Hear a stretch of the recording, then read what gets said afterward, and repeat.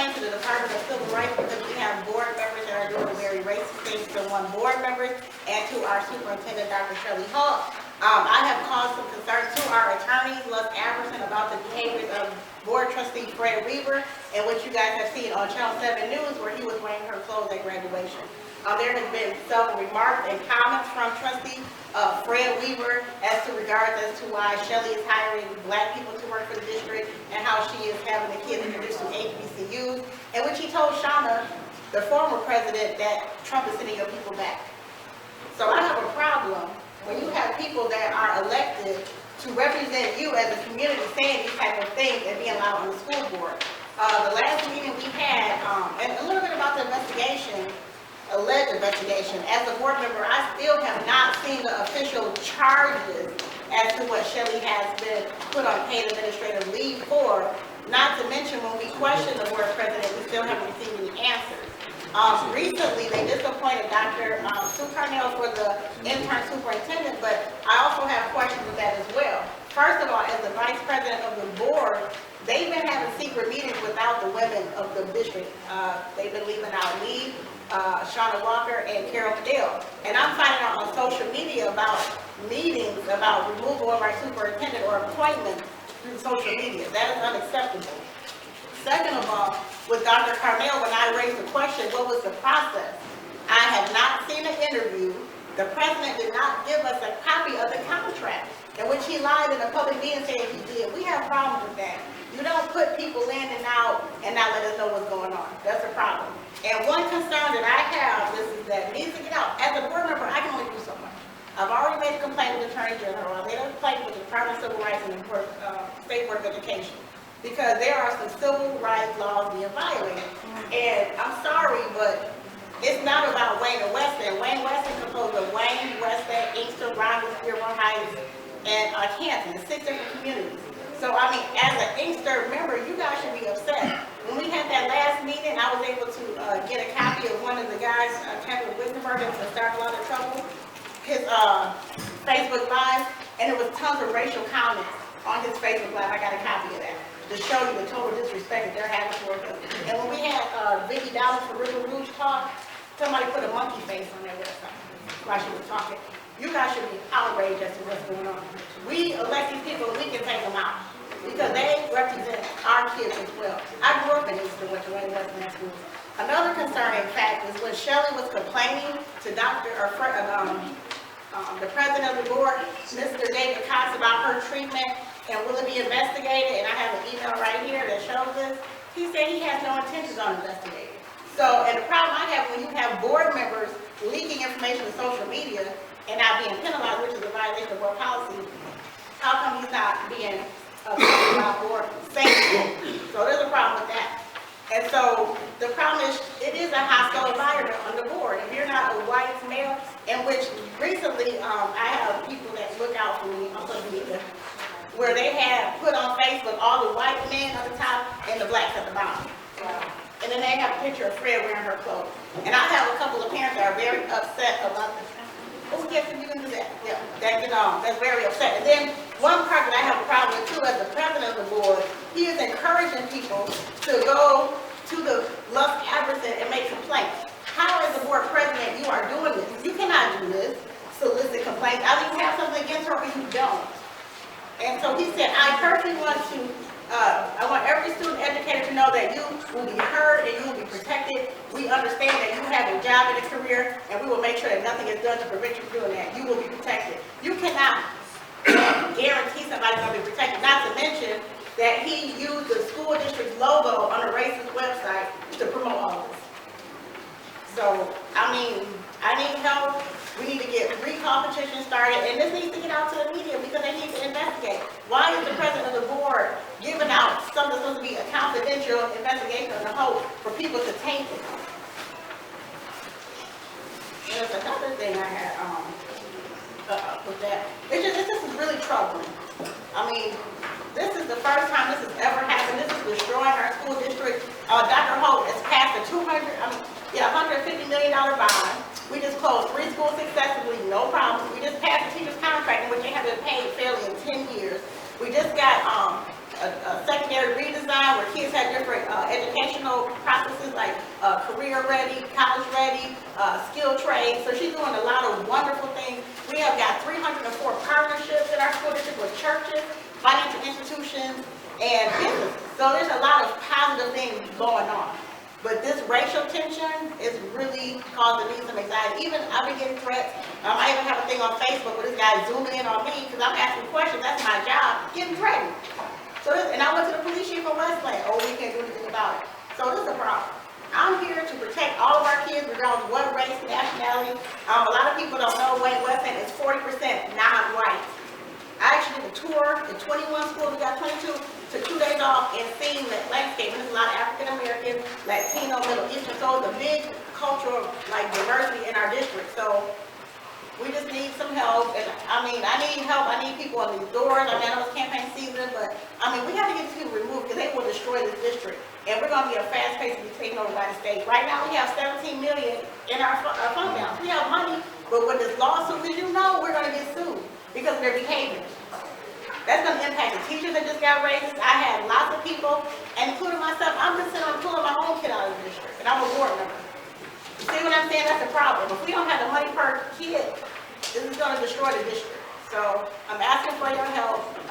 If you can reach out to people, reach out to the media. We need investigation of these board members. Not to mention, Mark Neal was just kicked off the library board for discriminating, firing 5 educated women. He was just kicked off the library board for that. And it was a charge that he had domestic violence. They're not paying their taxes. David Constant, Mark Neal, all these messy things with them in the background, but nobody's looking at the board members. So we need to have the board investigated. And I really authorize a citizen group, whoever, to put that out because this is unethical, it's illegal, and I don't want to see our district go down the hill. Thank you. Thank you.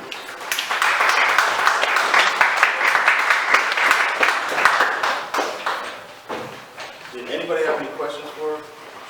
She jumped out of there kind of fast. Any questions at all? I got a question too. Okay. When you say help, like we've had some conversations outside. As far as calling for investigations for the board, what is it that we can do as a community versus what y'all have by bylaw that y'all can do to? I mean, what is the job y'all can do to?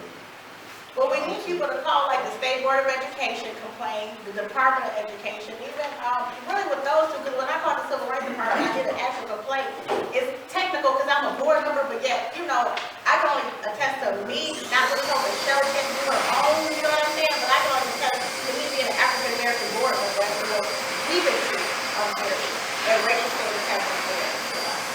So we just need to really get the word out because what's happening, nobody's talking about it. That white group, they got their people all organized. They had over 300 people packing to be. They had children, one after one, 15 saying terrible things about Shelley that was not true. So they're using kids as time to make her look bad. Then they had the people in the audience wear red shirts, the union wears red, to make it appear as if the teachers are doing it, which is not. So these people are very organized. Right. And the problem is we don't have enough people to help. I mean, people want to, but election time is crazy, but we need to show a strong presence because he told the ministers, African-American ministers, when they went, that he don't care if you recall him and he don't care if you take our kids out of school. He's disrespectful to the African-American ministers, the minister alliance. He has no respect for African-Americans. So I'm just letting y'all know I need help, and this is a very dangerous situation. You don't want to have a takeover. Yes. Question, are you a board member, just a board member, or are you the superintendent? I'm the vice president of the board, and we hired a superintendent. And she's been suspended, right? Yes, on a paid administrative leave pending investigation. Now, one of the ladies that spoke at the meeting that you all had, I thought was very impressive. She said that this was an attempt to discredit a qualified, truly eligible black female superintendent.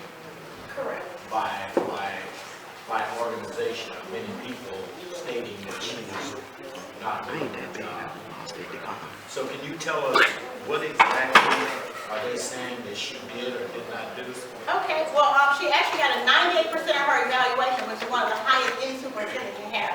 She came from California. She has a doctorate degree. She does with urban education because the district has changed. So she is very highly qualified, and she was the #1 pick from the Michigan Association of School Boards, which, you know, they did a where they had 12 other candidates, she was the top pick.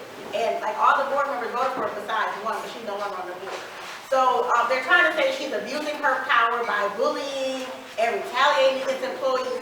And as a board member, where are the union complaints? I have not seen now one complaint. And I just offered folks union a minute ago. We have a good relationship. So if there's these problems, where are the formal complaints? Now, what happened was a disgruntled employee that was retiring sent out this false letter to social media saying she accusing her. I'm sorry.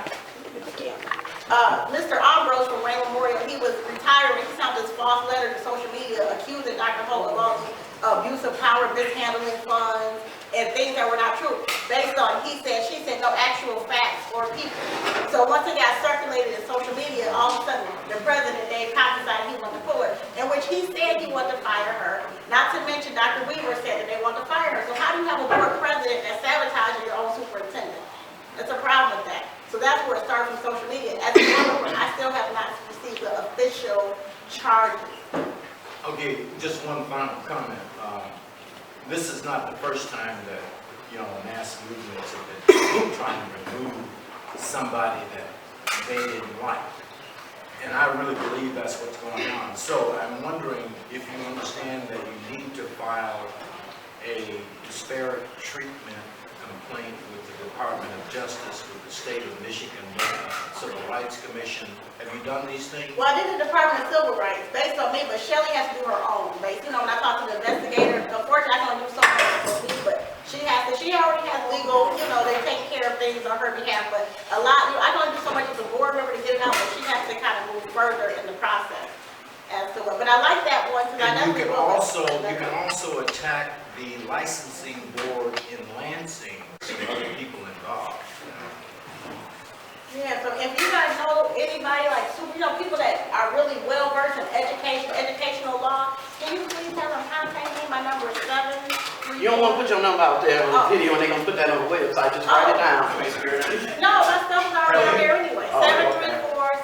734-624-1228. I'm a public official. But I just need You don't help. have to say that one more time. That was very Sorry. 734-624-1228 Melody Hines. And I'm on the school district's website that's out there, but I just need help organizing, having a strategic plan because they are planning and they're in phase 2. And like we said at the meeting, I love Dr. Carnell, but I'm just concerned of the way they're going to treat her when she gets there. And the mess, because Shelley found $6 million that was missing. So it's funny how the trustee, like it was David Cox, Fred Weaver, Tom Buckley on the finance committee, they were missing money, nobody could find their union contracts. All of a sudden, Shelley finds money. Now they want to blame her saying she's stealing money, which is not true because they're doing something dirty with the money. Give that number one more time. 734-624-1228 Melody Hines. You can find me on the Wayne-Westland website. Thank you.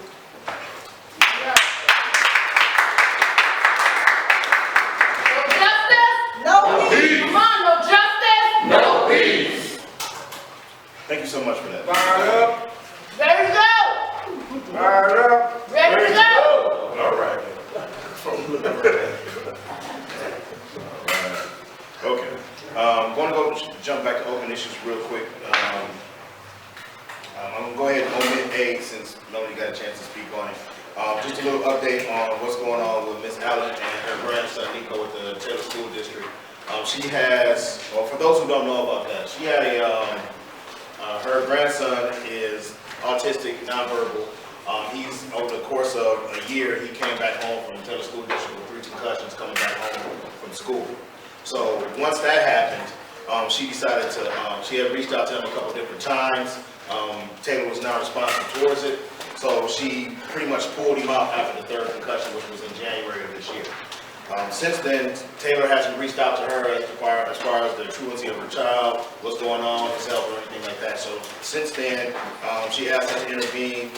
You as a board decided it was okay for us to do so. So we helped her get some assistance with the State Board of Education. She currently has filed a complaint with them. It's an official complaint, so it is escalated down to the State Board of Education. They are now investigating it. So once I get a little bit more information, her hearing is coming up. We should be able to report that here in August. Let's see. Lastly, the ACLU outreach. Crystal was contacted by the ACLU. ACLU has been doing some research with traffic stops with the Garden City Police Department. It looks like their approach to policing is disparate in regards to black and ethnic individuals. So they reached out to us to see if any of our members or citizens of the city has had any issues with regards to the police department. We told them that not so much Garden City, some, but Westland tends to be more of a bang than Garden City usually is, but we will look out and speak on it. They said in the meantime, they will also check in the way into the Westland Police Department. So, that is something that we have been working on. Other than that, I want to try and get to the rally portion and get to the primary guest room. Does anybody have any questions prior to with regard to anything we spoke on? All right, if not, I'm going to ask that we go ahead and close the general meeting and open up the rally portion. If I get a motion, please. All right, can I get a second for a motion, please? Support. All right, all in favor? Aye. Anybody opposed to that?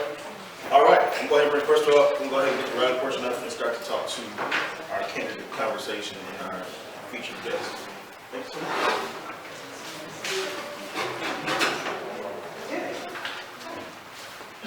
Okay, I know I was up. Well, we're going to have a candid conversation with one of our mayoral candidates right now, the incumbent, our own Mayor Byron Nolen, if he will come up. Mayor Nolen, you can...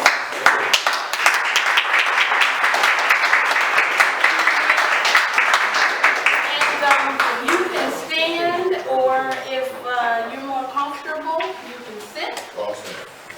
Coffee? No? Okay. All right.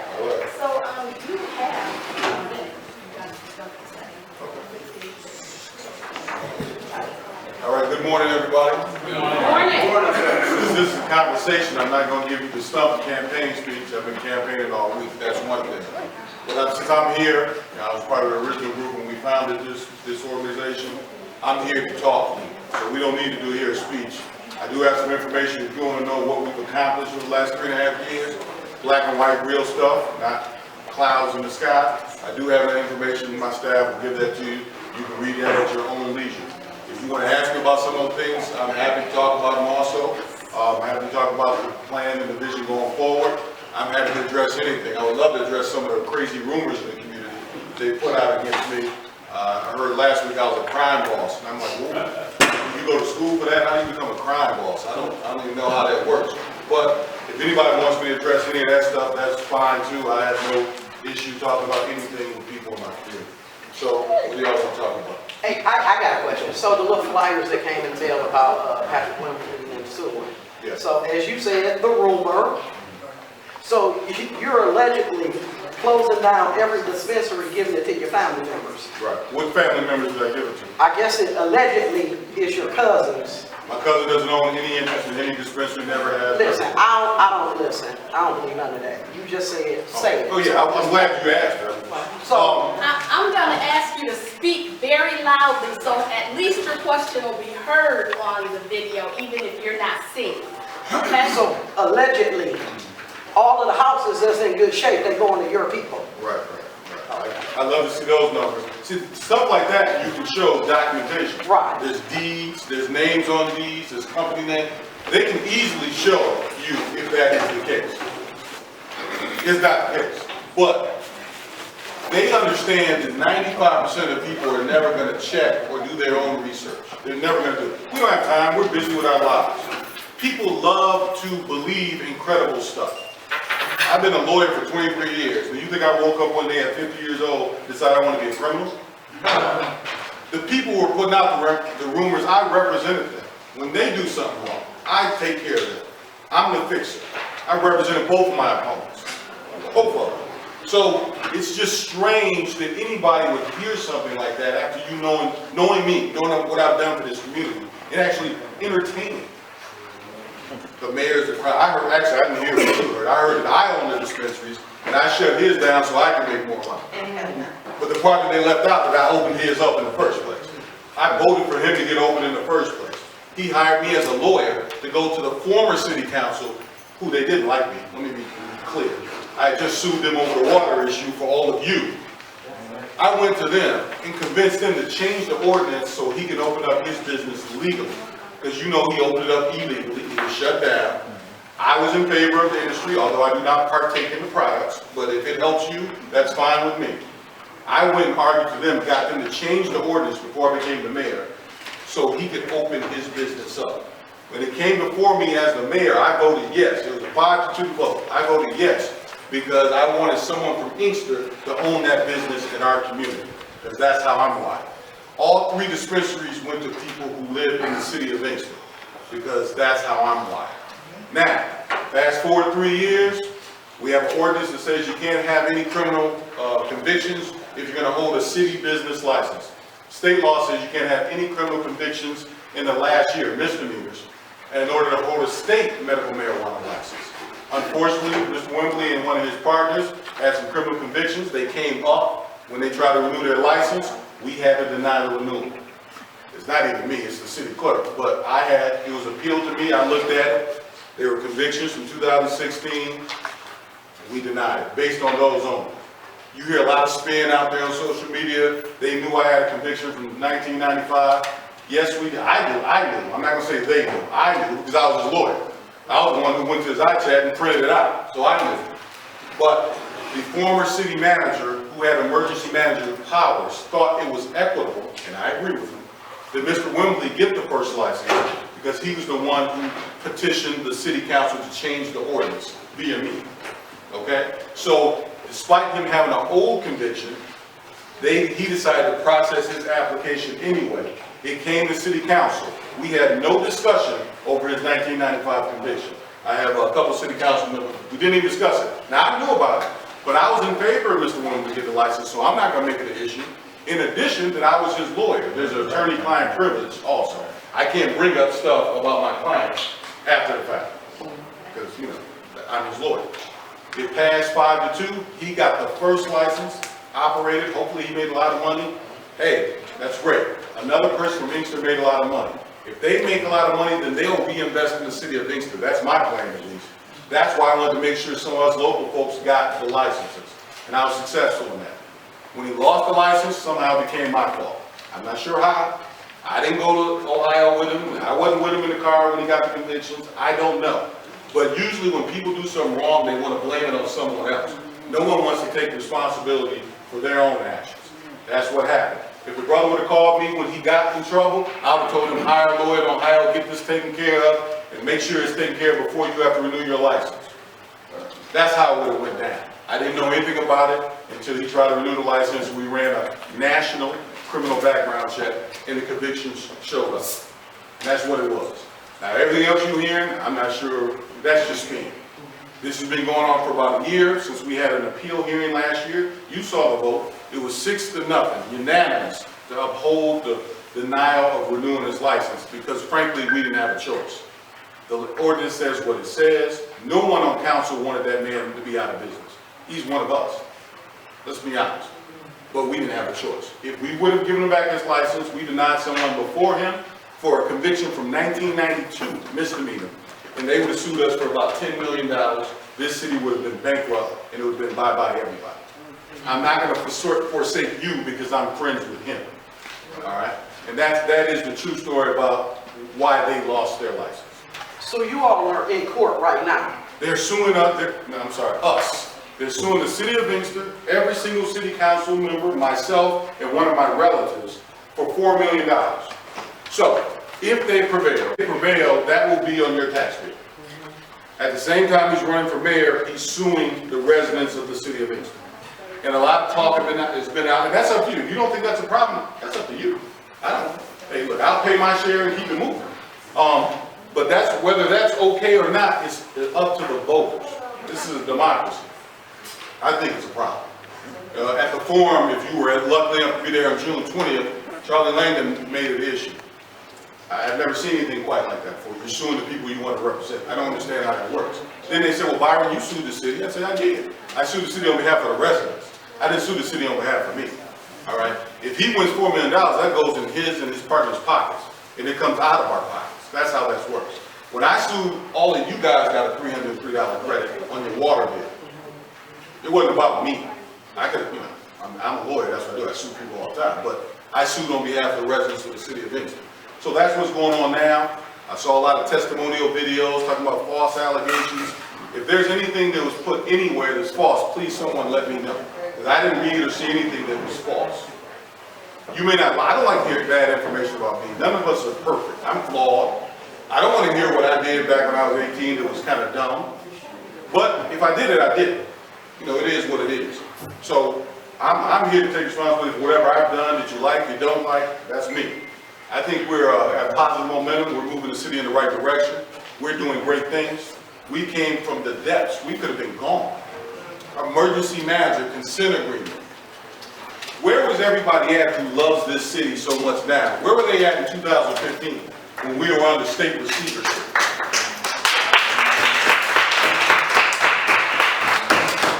When the salary for the mayor was $9,000 a year, where was everybody at? I messed around, got elected for $9,000 a year, stopped practicing law, right, pretty much, to turn this city around. We changed the charter. Now we put the mayor in charge. The mayor runs the city. Do y'all get that? The mayor runs the city. There's no administrator, there's no manager. I run the city. In order to run the city, you have to be able to read and write. You have to be able to create a budget. You have to do certain things. I love everybody in the city, but everybody's not equipped to be the mayor. Not that we changed the charter. Both of those young men could have been the mayor before we changed the charter because it was just ceremonial. All we do is ran the city council meeting. Now, if you can't figure that out, you ain't got a business up there anyway. But when we talk about running the city, we're a $32 million corporation. We have 10 departments, 144 employees. This is the craziest job I've ever seen in my life. In addition to the ceremonial stuff. I mean, in the evenings, I'm at meetings and seminars. And on Saturdays, I'm at stuff like this. I used to have 4 to 5 events on Saturdays. That's just the ceremonial part. On Mondays, we have a council meeting. I work 12 to 13 hours. This is a crazy job. It's not worth $105,000. I didn't do this because of the money, because the salary was $9,000 when I ran. So you know it wasn't about the money. When I was running, everybody else was doing their own thing, working, making money, getting rich. That's wonderful, and I'm happy for it. Now that I made the job sexy, because we can change the charter, you know how much work it was to change the charter? We've never done that in the history of this city. You changed the charter, you had enough belief in me thinking I can do it, that you changed the charter while I was the mayor, and I made it happen. Hopefully you got a good return on your investment. Now, the people who drove us in the ditch want to run the show. They were on council from 2008 to 2012 when we went into the financial ditch. They were sitting up there profiling, hey, looking cool. They weren't handling their business. We had a city manager who was mismanaging funds. Of course, we had a recession. They'll blame it on the recession. Recession hit the entire country. Every city in the state of Michigan didn't go into state receivership, but Inkster did. Why is that? Because we were not handling our business. Our elected officials were not doing their job. The state of Michigan came in, a financial review team came in, and they did a report. We had one resident on that team, Deborah Owens, okay, who's had years of experience in human resources. She was on the committee. She can tell you from her own mouth. But you don't have to listen to me or them. They created a report. Why is Inkster in the shape we're in? Let me read an excerpt from the report. This is the state of Michigan, 2012. They were both on city council, our 2 opponents. They reviewed our city administrators and elected officials in March of 2012. And on page 7 and 8, they said this. As a result, the review team concluded that the inability of city officials to generate and utilize information needed to financially govern the city cast serious doubt upon the ability of city officials to fulfill the terms of a consent agreement. Wow. Second, in addition to the deficiencies in the quality or timeliness of financial information, several city council members attribute their lack of knowledge of the city financial plight to the city manager form of government in existence within the city. From their perspective, they delegated responsibility for the management of the financial concerns of the city to the city manager. However, the elected officials appear to have exercised little, if any, oversight in such matters. The fact that the mayor and council were disengaged from monitoring the financial affairs of the city also cast serious doubt upon their ability to abide by a consent agreement. Wow. Now, they'll tell you, oh no, it hit everybody, it was the recession, the real estate market crashed, y'all wasn't doing your job. The city treasurer at the time was stealing money. We found that out through the lawsuit when we sued the city, when I deposed him twice. There was a lot of mismanagement going on. And in addition to not providing oversight, they were tossing racial slurs at the current city manager at the time, calling her white bees and other different names. Well, guess what she did? She recorded them, because they stupid and she's smart. She recorded them, sued us, and you paid $150,000 on your taxes because they're idiots. All right? Those are the elected people. We elected them. That's how they were conducting themselves. And then they go away, we get it back together, we going in the right direction, and guess who's back? If you want to go back to the people who've been running the city for the last 30, 40 years, the small town politics, the Inkster school board politics, look at who's supporting who. I'm new. We're trying to head in the right direction. Look who's behind me. Look who's behind the other candidates. What do they want? They want their power back. What did they do with it the first time? They destroyed the city. They destroyed the school district. What do you want Inkster to be? That's what you have to ask yourself. The choice here is easy. We got two people who have no college degree, no business experience at all to run this corporation, and then you have me. So you can't say it's not a close call. It's just a matter of what you want your city to look like. Who do you want to represent you? Do you want a baseball cap and a t-shirt going to talk to the governor? Do you want a shirt and tie? This is what this election is about. At the forum, I said to you, this is the fight for the soul of our city. And I'm serious. I wasn't trying to be dramatic. Which direction are we going in? Do we want to continue the way we've been operating? Where we just elect who we know, who we went to high school with, whether they can read or write? Doesn't matter. I haven't heard anybody out there ask anybody about their credentials. Don't you want to know what the person's credentials are? Both these individuals had a chance to hire a city manager when they were on city council. You think they would have interviewed somebody with a high school diploma to run the city of Inkster?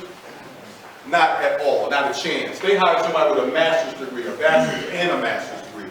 She still was horrible, let me be clear. But I'm saying they wouldn't even hire themselves, but they're asking you to vote for them.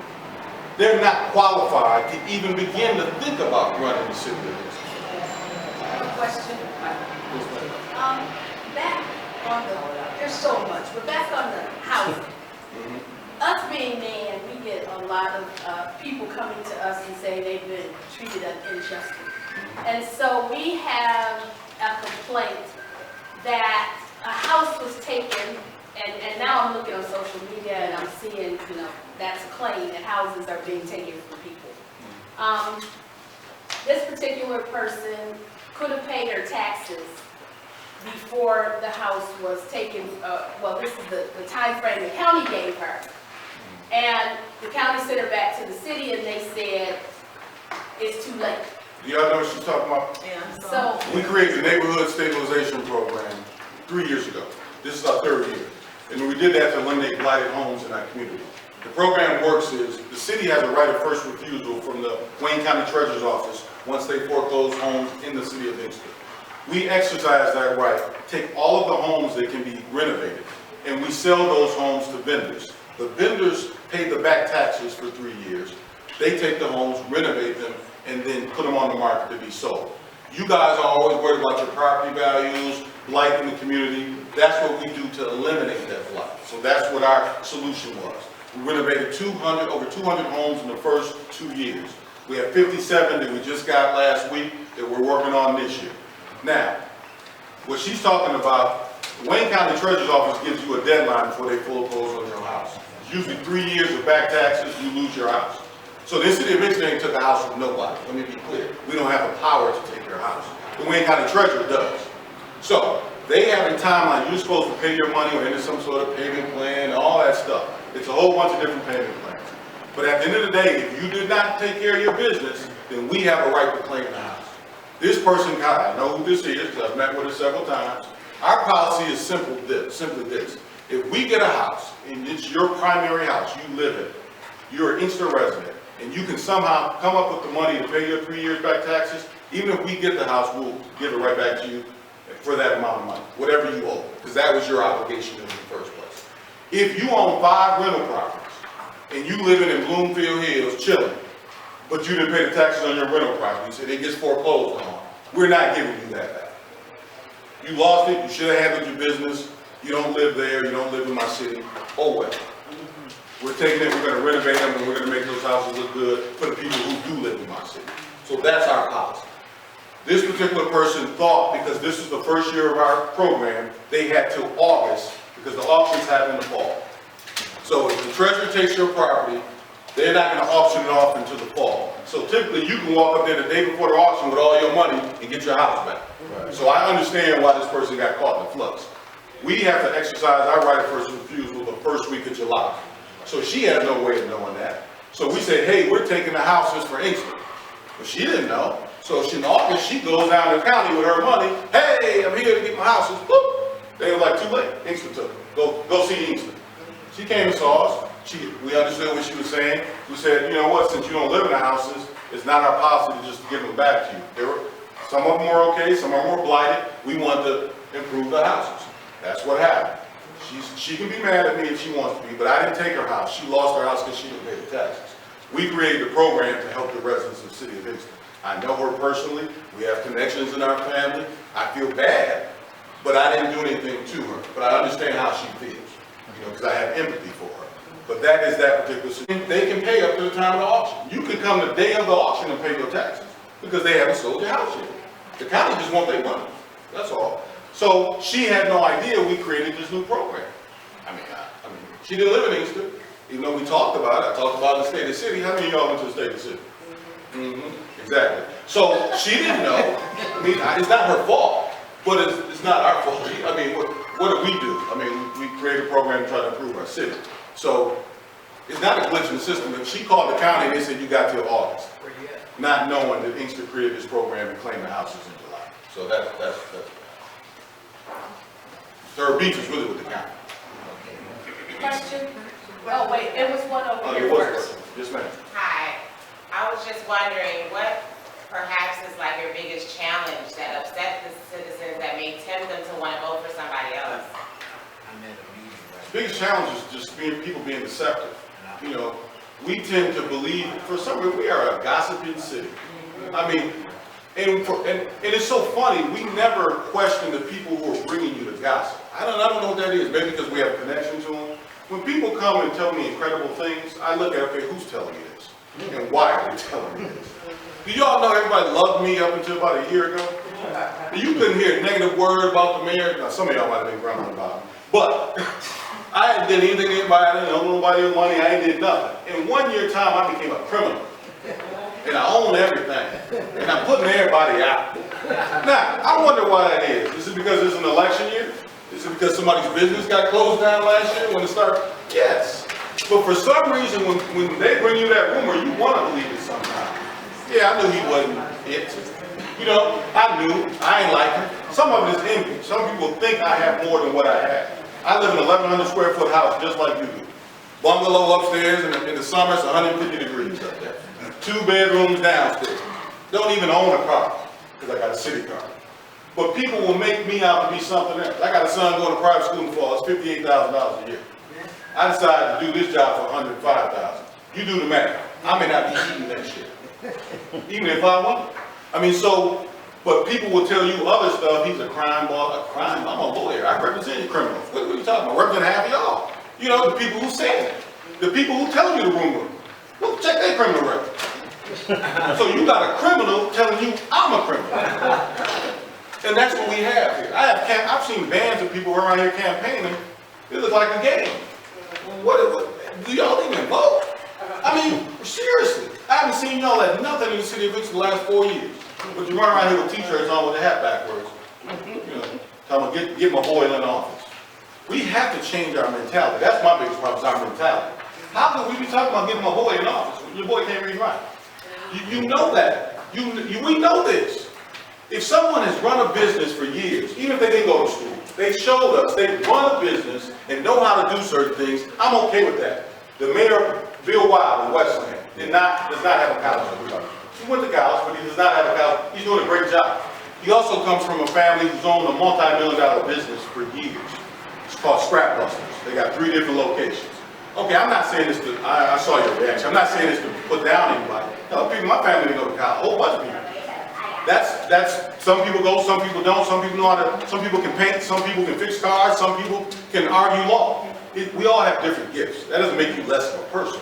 I'm just saying that for this particular job, it can't just be anybody. You can't delegate what I do to someone else because there is no one else in the organization who can do it. That's what I'm saying to you. So if you pick somebody who can't do the job, what are they gonna do? Hire somebody else to do their job that you picked them? I don't understand how it's gonna work. And the only person who knows how it works is me, because I'm the only one who's done it thus far. All right? So you can go ask the other administrators. It's gonna be tough if you don't have a certain type of background, finance, law, something. You gotta do something. Question over here. First statement, it's very easy to see who's suing who. That's a matter of public record, Right. and I do have documentation of who's suing who, if anybody wants to see it. Secondly, Mayor, can you explain when you would vote if something came before council? Because people are always saying, the mayor voted, the mayor is the mayor's fault, it's the mayor's fault. Can you explain under what circumstances you vote sitting on council? Well, that's simple. When you guys changed the charter, now, let me be clear, I orchestrated the new charter. And because I studied political science and I'm a lawyer, we needed checks and balances on whoever was going to be in charge. I'm the mayor. Only time I vote is when it's a tie. Because we can't give one person all that power.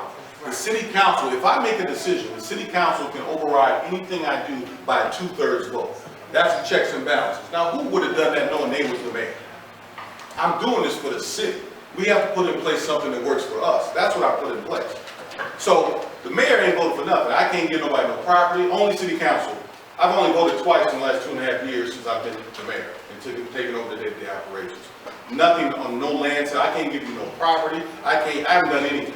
So anytime you hear the mayor did this, the mayor did that, I didn't even vote. I didn't even vote. But people don't realize what our procedure is. When you're talking about people being deceptive, what's the first part of your question? Who's suing who? Look, it's public record. One of my opponents is suing the city of Inkster. You are the city of Inkster. When you clear, it's you. I'm with you. I'm in there too. And they're suing me and every other city council person. Everybody on council knows because we talk about it in closed session. We weren't trying to embarrass nobody. This has been pending since last September. You haven't heard us say a peep. Not one person on city council said anything about that, right? Nobody. You didn't know nothing about it. It was a shock. We went to a mayor's forum, his own business partner get up to ask him a question, because he's trying to make it look like that I'm trying to hide something, and he forces him in telling everybody that he's suing the city of Inkster. I wasn't even gonna bring it up. That's for his story is for him to tell, not me to tell. You know, but since he was asked and he responded, why is everybody outraged that a mailer goes out and said that he's suing the city? He is. And that's the second lawsuit. The first lawsuit was Patrick Wimbley versus City of Inkster. We got that dismissed because you can't sue us twice for the same incident. So we got that one dismissed real quick. Did you hear us talking about that? No. No one said a word. Nobody on council. We wasn't trying to embarrass this man. He's one of us. But he is suing the city of Inkster. So I mean, it is what it is. I got one last question. During the time when you all were redoing the charter, and we were talking in here amongst ourselves, one of the things was about these property management companies where these outsiders buying these houses. You all stated that you would put those different checks and balances up in there to get them. It ain't working. Well, I mean, it depends on your perspective. That's why we created this program. Before we created this program, these properties, Wayne County Treasurer would auction these properties off. No, you're missing what I'm saying. Let me be crystal clear. The enforcement mechanism isn't working. What do you mean? Because they're still doing the same things that we complained about. You know where I live. Mm-hmm. I got 2 houses. Mm-hmm. The city, you all had to force the guy that was renovating that house to move that dumpster from blocking traffic. They do no maintenance. Even though somebody in that house, city only cut grass once a month on vacant houses. We had to stop them from cutting that house where people live. Because they won't cut the grass and they live there. Right, because if we cut it, they... Then we got that vacant house on the side of me that's owned by a company in another state that does not cut that grass. Why aren't they in court? Sometimes they don't even bother to come. If you think that we're not writing, let me tell you how the deal is, these out-of-state companies. We write them a citation and we have to send it to what they call their resident agent, which is usually a company. They don't have nobody local. No, and they can care less. If they're not putting any money in the house, they're not coming here to go to court to get a $500 ticket. But isn't that a violation of the law? But what do you think we can do? I'm telling you, we wrote them a citation. I get that, because I work with the code enforcer lady about vision property management. Okay. The dirty company, to where we know that their insurance policy comes from Lloyd's of London. Okay. So we can trace all that back of knowing. But what I'm saying is, isn't that a violation of city, county, and state law?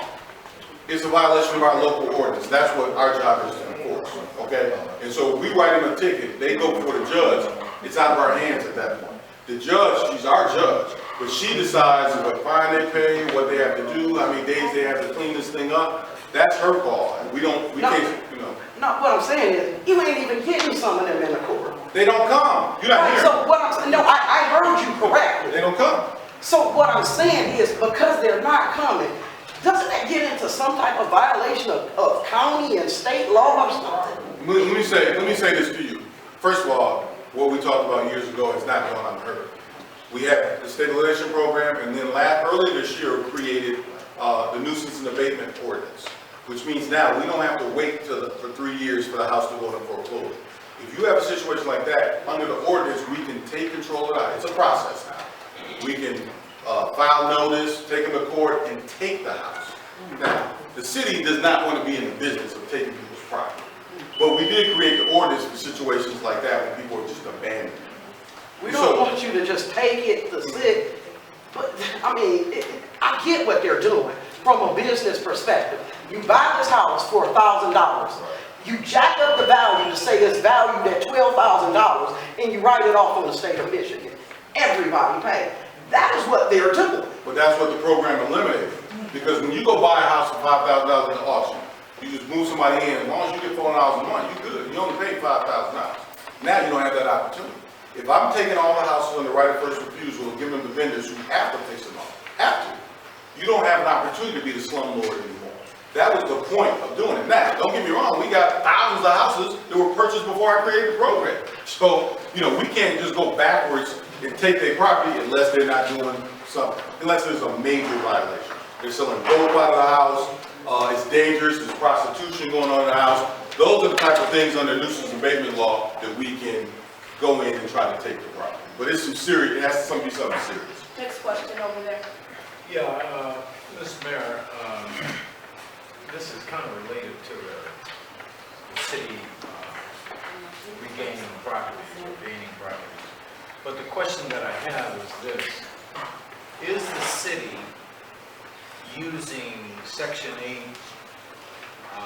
criteria for code violations as opposed to city inspection codes? Section 8 is a federal program. Say again? Section 8 is a federal program? Right, and that's what I'm asking. No, those are regulations, not. No, you're missing my point. Section 8 criteria. No, it's not. Okay, thank you. Question over here. My thing is about the neighborhood stabilization plan.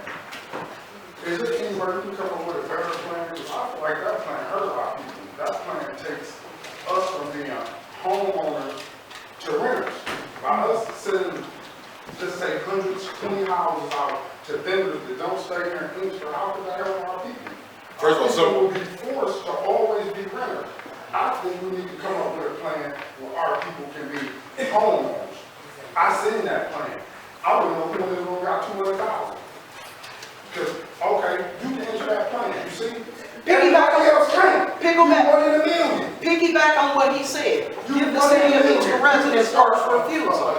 Exactly what he said. Let's have one question. Let me answer one of them. Yeah. Okay, first of all, several of our vendors are residents of the city of Inkster, number one. All right, people don't ask that before they start talking, but that is the case. Number two, you have to have the wherewithal to renovate the house. We've taken vendors with less. I told everybody from day one, if you live in the city of Inkster or your business is here, apply for the program. I can name 6 of the people and vendors right now who don't have $200,000. I'm not going to deny anybody in the city of Inkster, as long as you have the skill to do it and enough money to at least do one house. Because that's how I'm wired. But I cannot put that in an ordinance. I cannot say that publicly, like, come on, doesn't matter if you got the money. We have to have some sort of guidelines. But if you apply, you got $50,000 house, you get one house. If you got $100,000, you get 2 houses. So we already figured out how much it costs to pay the taxes and to renovate. To piggyback on what he said, for when you all do take the houses, can people Inkster get first right of refusal. But you understand this, you know this for a fact. First of all, we could change the ordinance to that, but the bottom line is the people who have that right of first refusal, who have the money to renovate the house. We all know we all got an uncle who got a house he been working on for 7 years. Because he's doing all the work himself and he ain't got no money. And guess what? The house never gets fixed. Now, that's going to affect your property value, If you want to do that, this is your city. We'll change the ordinance. We'll do it, but I'm telling you what's going to happen. It's already been done.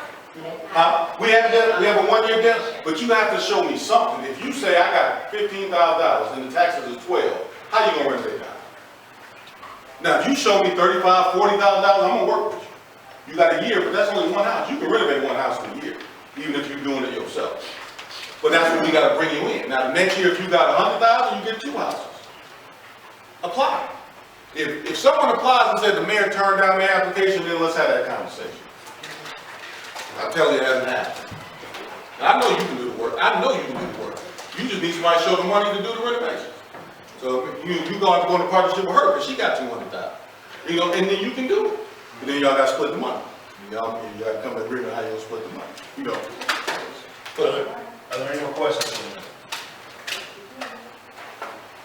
Anyone? I have them. Oh. Go ahead, Doctor. The biggest issue that I find is that people with the biggest story, wherever I go, see it on Facebook and all of that, is that I'm not suing the city, my company. When, you know, I'm not that smart, I'm not a lawyer, you're a lawyer, I'm just a teacher. So, when you start a company, is it a person that starts it, or who's responsible to the federal government for that company? A person or another company? Who signs the documentations for a lawsuit, a person or a company? I don't want to get too far into the weeds because it depends on the form of the entity and all that kind of stuff. Obviously, there are human beings behind every company. Whether you own shares in the company, whether it's an LLC like my law firm, I am a one-person LLC. I own it. If my law firm sues and gets money, the money's going in my pocket, period. And everybody pretty much understands that, right? I mean, this is not any new information anymore. There's human beings behind every company. If the lawsuit is pending now, that Sweet Bee is the name of the corporation. If they win $4 million, then that $4 million goes to the shareholders of Sweet Bee. Y'all get that in their pocket. That's the way it works. If you don't have a problem with that, I don't have a problem with that. You know, it's up to y'all. This is your city. I'll pay my share. My house is worth what it's worth. But that is the state of the situation. So when people are trying to spin you, they're spinning you. And a lot of people will just go for it. But to understand you being spent. That's all. And if you want to accept it and it doesn't matter to you, that's okay. But, you know, I'm not suing you, my company is. What's the difference? Corporations are people. Question? Basically, Mayor, what is your cousin Charles Nolen an employee of the city? If not, what is his role or was his role in the city and why? My cousin Charles Nolen, I don't have any brothers, by the way. Somebody asked me this is my brother the other day. My cousin Charles Nolen is my first cousin. He is a business owner. He owns Cutter's Bar in Detroit, a couple other restaurants in Detroit. When I became elected, I used him to bounce things off of. He's my advisor. There's no money that comes with that. He doesn't make any compensation. He's my advisor. So if I want to talk about some economic development or some business, I'll call him. What do you think about this? If I need somebody to go talk to a business owner trying to lure them in the city of Inkster, I'll send him because a lot of times he already has those relationships.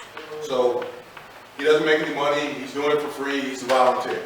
We don't have an economic development person. Guess who's responsible for that? Me, in addition to the day-to-day operations.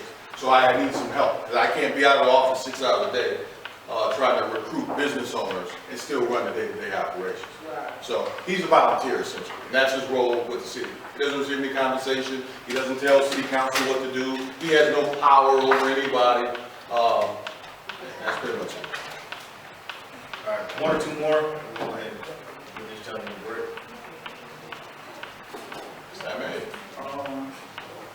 What do you think about the community benefit agreement? We looked at it, you and I talked about it briefly, we haven't sat down and gone into detail. It's, the concept is fine. I mean, because we want to win for the community. We want to make sure whatever industry that comes in the community, our residents actually benefit from it. Especially when folks from outside the community come to the community and build businesses, they're gonna take their wealth and their money and going back to their community. So we need to get something out of it. So we do that a couple of different ways. Without calling it a community benefits agreement, I've been negotiating stuff like that from day one. With the medical marijuana industry, them sponsoring a police officer annually, $100,000 a year. What businesses do that? What business in our community gives us $100,000 a year to sponsor a police officer? I negotiated that when we created that order. When they came and said, hey, we want to do business in Inkster. And I knew the only reason they were in Inkster is because they couldn't be somewhere else. I said, look, I need something additional from you. My people got to win. And so that's what we got. So essentially that is a community benefits agreement. It's a handshake. Now, an agreement, it'll be a contract. That's what we're talking about now. I met with an attorney last week from the same industry. I want to make sure if you guys need employees, they come from the community. So we're trying to set up a mechanism where they have to train. You have to be a grower, a processor. I don't know. I mean, I don't understand the business. I don't know how to grow. I don't know how to process. I don't know how to do. It's kind of like science. You know how to plant a flower, right? I'm not good at that either. I kill flowers. So, but I know there's many people in our community who can do that. So if I can get them to contract them, okay, 20-30% of the people you hire have to come from the community. That's going to be a beautiful thing. But I need them also to train those people because these agreements are all flawed.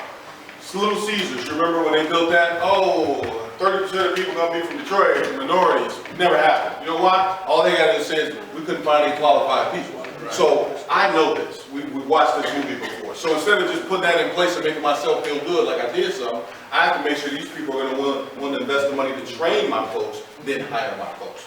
Now that means they got to spend some money. And that means I want them to train my folks instead of training their own folks. Now you know how that conversation goes. So it's a compromise. We're not going to get 100% of it, but we're going to get it. So we just started the conversation, and that's kind of how we're approaching it. But that doesn't mean we can't do benefit agreements for other industries. We can even do one for this industry. We think it'll be a better deal for us, and they're willing to sign the contract and petition. I have a question with regards to that following up. With the library, is it something like that going to happen with the library? I'm not on the library board. You know, the library is a separate entity from the city of Inkster. It broke away years ago. I don't know what's going to happen with the library. I know that there's a millage up, and I know once we have a library, we need to support the millage. If we vote the millage down, I don't know. We're going to have a building that calls itself a library with no employees in it, with some old books in it. But over the last 10 years, we paid $400,000 a year to the millage. They saved up $2.3 million, somewhere around there, to build and buy this new library. Were we overcharged? Yeah, because they were saving money off our millage. Okay, whatever, it's done. That probably wasn't the best way they should have done about it, but it's done. Now we're going to get a new library out of it, but in order to operate that new library, they still need that $400,000 a year. So they're asking for another 10-year renewal. It's on this election. Yeah, so if y'all vote no, I don't know if we're going to have a library, honestly. If you vote yes, we'll continue to pay the millage and have a library. But I don't control what they do at all. Mr. Mayor, what can the mayor and council do about Inkster public housing? That's a big debate, and what power, what oversight, what can you and council do to straighten out the issues in Inkster public housing? That's a lot. And you know, earlier I was talking about accountability. Look, we don't control Inkster housing, but I'm the mayor and I appoint the commissioner. So ultimately the buck stops with me, at least from a commissioner standpoint. Inkster housing is in shambles. The buildings are old, moldy, rat infested, mice infested, bugs, bats. Look, bats with wings. So I'm gonna be honest with you. Short of building new facilities, you keep putting a patch on it. I mean, but it's, so, you know, we're on the RAD list. You know, I've been lobbying in DC. We need hundreds of millions of dollars. And then in order to do this, we have to put the people who live in housing somewhere while we build the new one. So what I've offered, because the city owns a lot of property, Old Inkster High, Lincoln, Fowl Rouse, we can build a new facility on some property the city owns. People can stay where they're at, even though it's horrible, and then move, and then housing could tear that stuff down and lead us that property back. So we have an even swap. That's out there. But before we can do any of that stuff, we got to get a couple $100 million. And that's what we're trying to leverage. The fact that Ben Carson's mom used to live here. We're trying to leverage all that. But basically, we're asking the federal government to jump us over people that they shouldn't jump us over. You know, we're here on the list and, you know, we're trying to get up here. They're not supposed to do that. And we on some old hookup stuff, unless we can figure out some other way to do it. One of the contractors who was thinking about investing their own money in housing just recently died. Go figure. You know, happened died. So I guess that's what's going on over there. I mean, I drove by, coming here today, drove by Denby and almost passed out. I was like, what's going on with these weeds? I mean, it's not grass, it's weeds. It is, it's how the kids supposed to walk out the door and play in the front yard? I don't. What do you or council do about that, even the smaller issues? Are you able to oversee that? Nah, man, we don't oversee. I can call the executive director because I have his number. Hey, man, when you gonna cut the grass? Oh, he'll tell me something. Oh, Tuesday they're gonna get out there. But I can't fire the executive director. Now, the housing commissioners can, but does that solve the problem? This is our third one in 3 years. So is the director the problem, or is the state of the whole housing the problem? You said you know. I'm a contractor, I'm working in one of their buildings. Their problem is the way they pay. They only pay on the first and the 15th. So if I get a job, say on the 2nd, and I know my check not gonna come to the 15th, I'm starting this job 3 days before I get paid. That's why these are the hours was so slow. I talked to all the contractors. We'll win the bid, but I'm not gonna do this job right now. I gotta do this job to go pay today, so they get put on the back burner. But that's the problem with small businesses. That's been happening for decades. But no, You gotta have a, yeah, but you gotta, but if you're a small business, you gotta have enough money in your bank to float that. You have to be able to pay your workers and pay for the materials until you get paid. And a lot of small businesses don't. And that's why we don't get those contracts. My last question. Glenn Anderson, Rashida Tlaib, Joel, Betty, Gary, and Debbie. Have you reached out to any of those people that we voted on seeking help or assistance? And what was their response? About what? Help for Inkster. The whole city? Any kind of help for the city of Inkster, because we elected them. So what is Glenn, let's start with Glenn. What is Glenn Anderson doing? The most recent thing is he's lobbied the commission to fix Middlebelt Road from Michigan Avenue to Cherry Hill next spring. We have a complaint about our Let's not go down all each one. This is the most important thing, because it will let people know that people you are voting on, they ain't even responding to your mayor. So they don't need to be. No, when I call them, they don't know. So I got, my next one is Jewel and Betty. What are they doing? Senator Alexander, I've seen her at a couple functions, and her line of communication is open. When we got flooded, she reached out to me. Hey, is there anything I can do?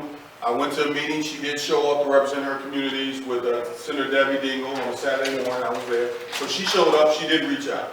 Joel, I see Joel every other day. So I talk to him constantly, he's basically part of my family. So they're working on some things. They're working on some things for Aaron with the Malcolm X house. They're working on trying to get this debt wiped from the Inkster Public Schools, $44 million.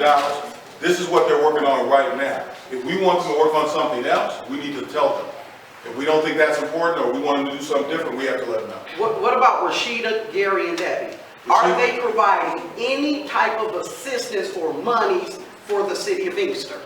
Rashida Tlaib is in Congress. She does communicate with me regularly. She has an office in our building in City Hall. Is that on the way?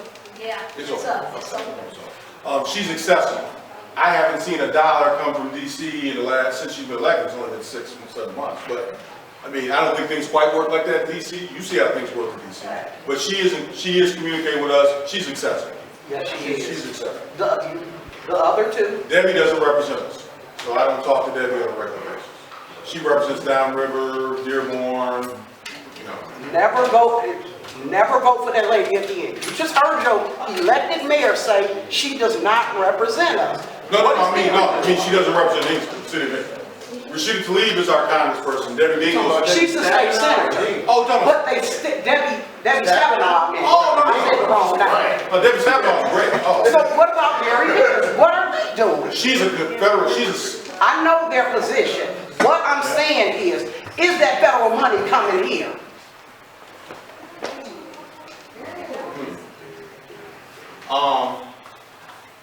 We received some federal money.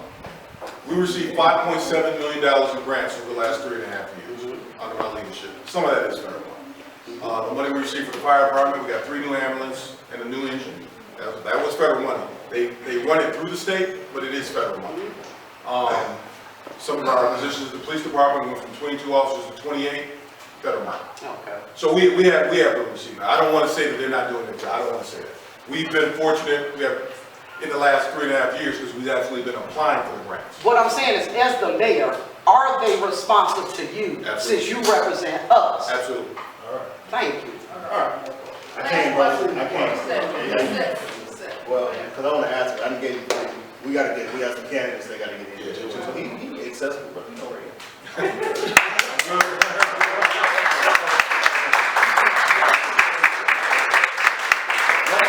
One of the things that one of the primary opponents is asking is saying that there's extortion going on. Can you speak to that while everybody's sitting in? Oh, sure. Let me give you the short version, but real quickly. End of April last I year. can't connect to your Wi-Fi network. Open the Google Home app to reconnect to Wi-Fi. Please give me a button. Extortion. The allegation is the mayor and or his cousin or somebody is trying to extort the owners of Sweet Bee Dispensary for part of their business. So I'm going to give you real quick the facts of that. It kills me how people can say it doesn't even make sense. The end of April, he applied for renewal last year, 2018, just like he does every year. First we do is we take it, we send it to the police department, they want a criminal background check. The year before that, we were using the system, the Michigan State system, because we were allowed to.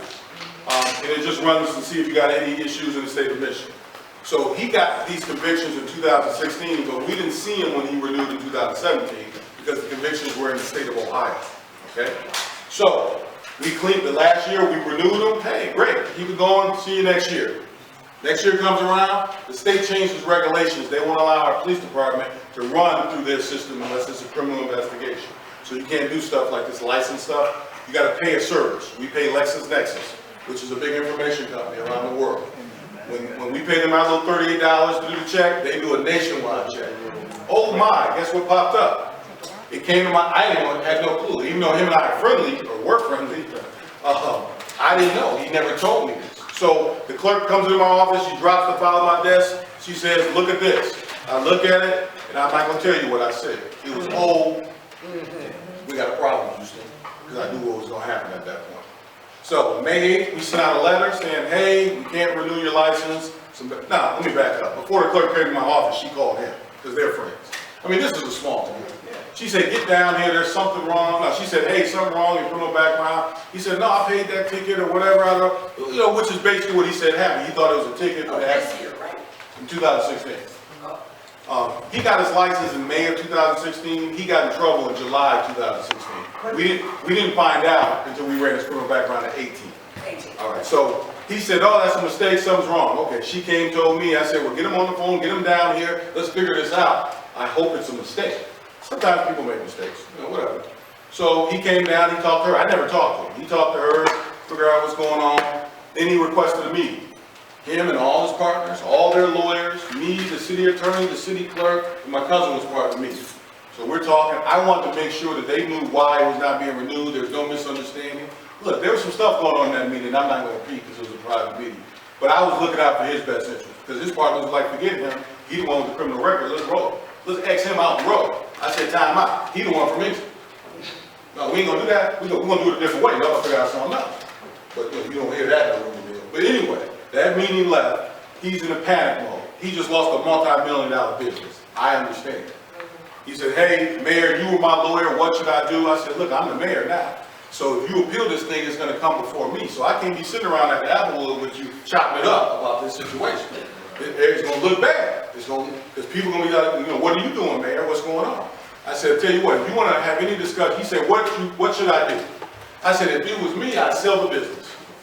I knew the business was worth, the license alone, the city license was worth $2 million. $2 million. Now, that's not as good as making a couple $1 million every year, but it's not like you walking home with nothing in your pocket. You made a mistake, sell it, get your $2 million and go and live your life. Go into real estate, buy rental properties, do whatever you want to do. Win, just win. He didn't want to do that. I understand because he started his business from the ground up. I get it.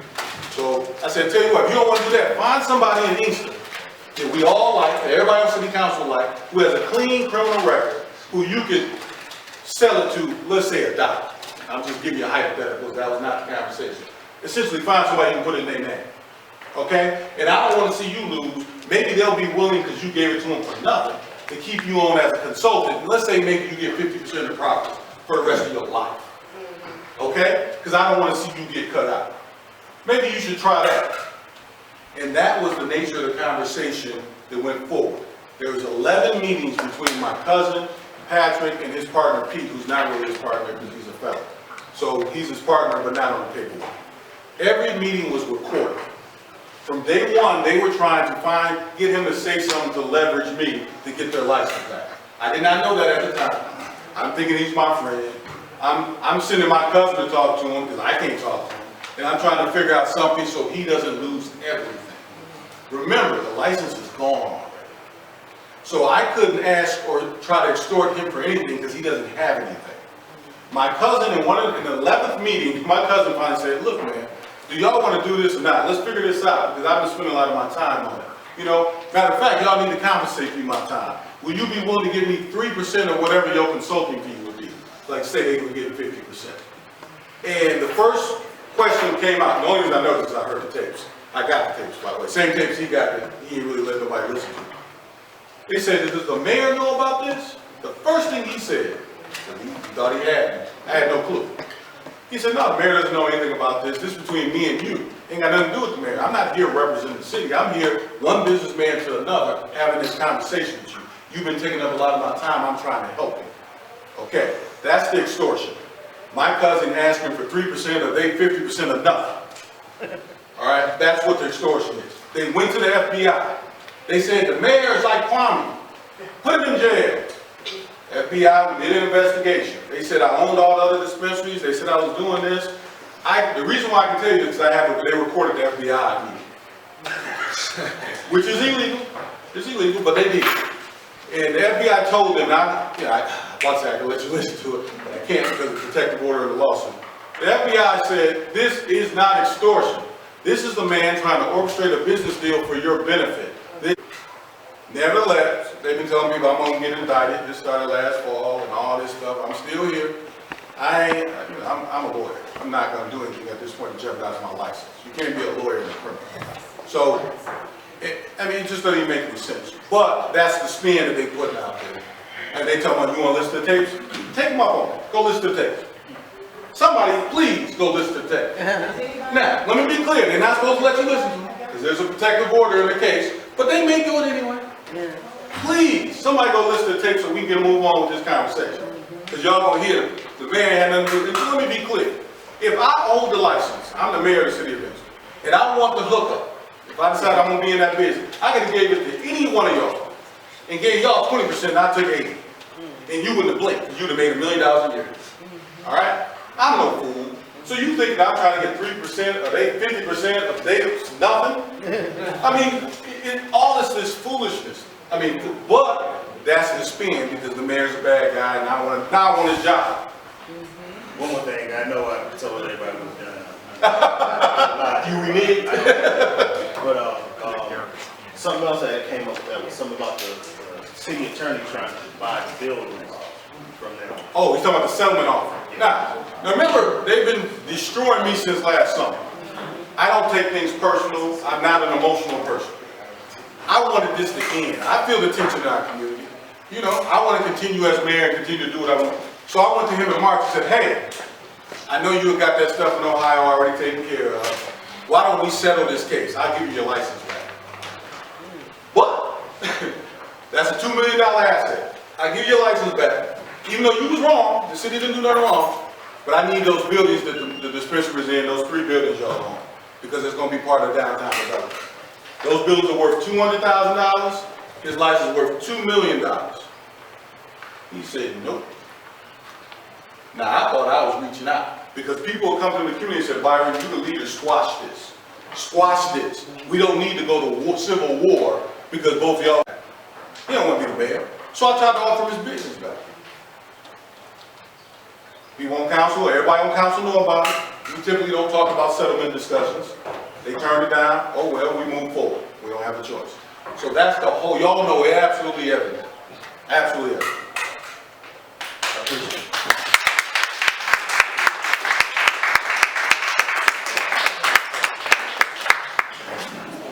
One more round of applause for the mayor of the city.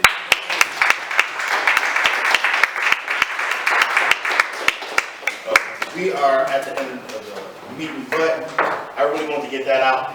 And that's something that's been all in the neighborhood. The gentleman come up and speak to us. His honor is important. So, but while and hope y'all indulge me for a little bit. I do have some candidates that want to sit on council that here. I'd like to give them an opportunity to say hello to everybody, say what it is that they want to do while they're running, etc. and so forth. I'm going to start with incumbency. I've learned a whole lot in the process, and we will continue to move forward, moving the city forward. I'd just like to say that progress that has been made over the time that we've been in office, I guess is pretty much evidence to those of you who've seen the changes that have been brought about. And that has been brought about because we all have come together and worked together. We haven't always agreed on all things and so forth. We've always worked things out. We voice our opinions. We have the same concerns. And if you notice that there's been some progress over the period of time that we've been in office, going back to years ago. I first came to the city back in the late 80s. At the time, it was Dave Williams was the city manager. And as a result, I began to learn a number of things and did a number of things within the community, including working with youth at the city of the school district of Inkster. And there was youth who had problems and so forth because my background was in social work. From there, I wound up going to the city because at that time, Dave Williams wanted someone who had that kind of background and deal with, if you recall, Carver Homes, to help relocate the individuals in Carver Homes. That got me started working with the city of Inkster. I worked with those individuals who were being relocated to find other housing inside of Inkster because they were being displaced through money that was made available through HUD. As a result of that, I continued to move forward. I wound up working in the Community Development Department, and I learned the process there in terms of what the city was all about. And I guess basically what I'm saying is I'm familiar with the overall operations of the city of Inkster because I've worked not only there, but with the Tax Income and Finance Authority, which is another source of the city of Inkster. And I guess basically what I'm saying is I'm familiar with the overall operations, and I've learned even more under the direction of our mayor, and I've had much input on our growth as well. I would like to continue to move in that direction. I am running again for District 2. I'm looking forward to representing you again in the future. Thank you. Can you tell us what your knowledge is of the development that's going on, the businesses that's coming in? What knowledge do you have of what's going on in terms of growth and development in the city? Well, the one thing that I know is we got a number of things on the table. The mayor is working on things through working with the council. In terms of the development that's in process, it's taking some time for us to, continue to move forward. But it is in process, and it's not going to be long before you start to see groundbreaking in those areas. Now, I can't speak exactly to when that groundbreaking will take place, but we know this is in process. We will be continuing to move forward as we continue to grow. One other thing I'd like to mention that I failed to say. One of the other things that we're working on is a project for making housing available for veterans. We're working on that project. We're trying to identify locations, some of the vacant homes that the mayor spoke about earlier. We're looking at retaining those homes and making them available to veterans in an area that will be accessible to them, where it's close to transportation. So that's another item that we're in the process of dealing with. And there is a body that's been in place, that's been working on that. Okay. Thank you.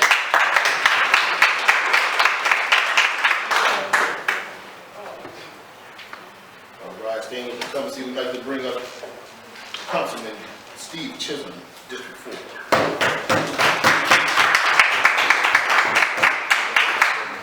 Good afternoon, everyone.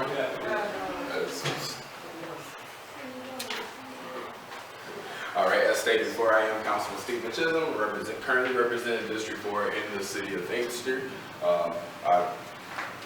I want to just say I love doing the job, love representing you guys and everything that we do. I want to stick with the team. I want to continue moving us forward. I want to see Inkster grow like it's growing right now. I am a homeowner, so I do encourage home ownership and things of that nature. I do have some literature with me that I'll be passing out as well. I just really wanted to get up here and just greet you guys. I believe attending the NAN meetings and all the community organization meetings and just bringing the information back to council so we know what's going on in City Hall and vice versa, and so you know what's going on in City Hall as well. When Latisse was speaking about being the mayor having a response or getting responses from our elected officials at a higher level. I do work hand in hand with Joelle Jones now, and across the street is Betty Jean's office, and I talk with them as well. So, and just being in the other communities and seeing what's going on and whatnot, I had that opportunity to, whatever questions you have or the option that you have, I have that option to take your questions to the representative and put it right before him. So it's not like you're calling the office and say, hey, I'm not getting a response. Hey, I wrote a letter, I'm not getting a response. So things of that nature, me just being plugged in all the different things that are going on within the city, putting my feet on the ground, actually getting out here and doing the work. If you want to take it, for example, on Thursday, I believe it was, there was a car accident. I had just got out of my car and I heard it. I couldn't see it, so I walked to the corner. And in my head, I'm thinking, do I go out here and play police, or do I just, go inside and let them handle their business? Well, it was two elderly couples. Now I know that the police frowned upon this, but the truck had got hit. It was facing oncoming traffic. The wheels were knocked off. I checked on both of the occupants in both vehicles. It was two elderly couples. I took it upon myself to start directing traffic because people were flying down Inkster Road. What was going to happen? We were going to have another accident right then and there. Called 911. The police, fire responded very quickly, shut the intersection down until they got everything resolved. So things of that nature, just anything that I can do to participate, to help facilitate whatever it is that you are doing in the community, me being engaged, that's what I'm going to continue doing. Pushing these initiatives forward through City Hall. When the mayor brings something before us, the transparency and everything like that, it's there. There's times that I have questions all the time that I'll go to his office or call him like, hey, I want to ask about this. I don't know how I feel about voting on this. And he'll explain it more in depth. So that way I can communicate it to my constituents, also take their concerns back. And it's also things behind the scenes you asked about development. I got a question for you. Okay, let me get this out real quick so I'm forgetting. You asked about development. A lot of stuff that you don't see, because I also sit on the planning commission as well. My phone rings all the time because people always say, the mayor's not letting businesses open up. City council ain't letting this business open up in the hood. This, that, and the other. We have to explain, I have to take it upon myself to explain and facilitate to them that there's a zoning ordinance. There's certain steps you have to go to. As a business owner, before you even come into our community, the first step you should be doing is going to City Hall, filing a pre-application form, and finding out if your business will work or can be placed there. We have business owners that come into the city and don't follow that process. What ends up happening is then they start calling me if it's in my district or anywhere else and someone says, let me connect you with Steve. They buy the business. Our city planner follows the guidelines that say you need to do X, Y, and Z to bring it up to code, or you can't have that business there. Now they're stuck. So I have to be a mediator, and sometimes it's not pleasant doing that job because you have to tell the business you messed up. But those are some of the things behind the scenes that I do as far as being with the church, working with the youth, and just everything like that, that I just feel is just something that we should be doing. It's not nothing to say, hey, I went over here and I did this today. I want you to give me a pat on the back. So, question. Since you said that, I have another question about the millennial. But we need something for our young people in this community. We need a place for them to go. And we were excited about the safari, I don't know what it's going to be called now, but the skating rink open. I was excited. What can you tell us as a council person as to why they can't get that open It's claimed that the city's blocking it, council's blocking it. What's happening? Why can't they get that open for our children? Well, first of all, it hasn't even come before the planning commission yet. For us to even vote on it to recommend it to council, that means the process has not been followed. That means pulling permits and following those guidelines, pre-application, all of that stuff in the planning department. The private portion of it's been followed, not to 100%. So you have to follow those steps to get there. We spent about, before this council came in, and I'm sorry, we won't get everybody else but Stephen. We spent about 70,000, well, citizens of Inkster spent about $70,000 for someone from U of M to come in and do a whole plan about what the city should look like in 50, 60 years, what the millennials want. Was that the Reinvent Inkster plan, or? Reinvent Inkster. Because at that particular time, I was just a Right, participant. none of you were on council, Right. none of it was the previous council. But can you tell us as a millennial, is there any steps? Because I look at Dearborn and I see the brownstones, because it talked about millennials not wanting to drive and they want bars and restaurants, right, where they can walk and all that. So I'm seeing that in Dearborn and other cities it's happening. As a millennial, what small steps can you see taking place that's moving us toward that idea of what the future looks like for the city? Well, the not wanting to drive, that's something. Okay, because I don't want to walk everywhere. Okay. I do understand though what you mean, that close proximity and having like an entertainment district or something like that. So you want to go out and party for the night, but you want to hit 4 different restaurants or bars. That is what I guess, some of the Well, anything that is futuristic, not necessarily bars and restaurants, but what is the city and any small steps doing to be more in the future for this Well, one of the things is, futuristic thing? if you will, with bike, everybody can get on the bike and ride around the city or any community, if you will. So when it comes down to parking and stuff like that, the planning commission has the option, and we've been incorporating that to waive some parking spaces as long as they're going to put bike racks and everything in. Of course, I started the in-town pedal pushers. One of the things I was looking at with the business owners and the sponsors, we can get one of those bike racks that you see from different communities in Inkster. You know what happens though when I pick up the telephone and call those companies?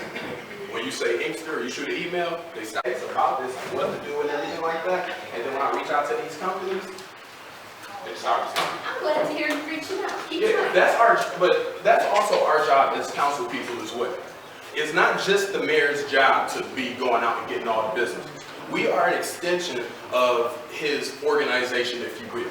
When I'm in businesses, small businesses, no matter what it is, if I like it and I like the food, the type of restaurant it is, and I know that it will benefit our community, I'm reaching out to them. Hey, I'm Councilman Stephen Chisholm. I would like to get in touch with whoever's building marketing, whoever your franchisor is. What steps can I take to potentially bring that information over to our economic development, or sit you before the mayor, schedule some type of meeting, because I'm interested and I want to see if my colleagues are interested as well. When he talks about being a small business capital or small business mecca, it's all of our jobs as a collective to do that, not to just sit back and vote yes or no on what he sits before us. Unfortunately, sometimes that's what persons in office think it is. They let the leader do all of that, and they don't take that charge or take that initiative. I exchange emails with them all the time. Somebody called me, I said, hey, they were talking about Chick-fil-A to open up all these restaurants, well, I'm just using that as an example. In Michigan, Waffle House.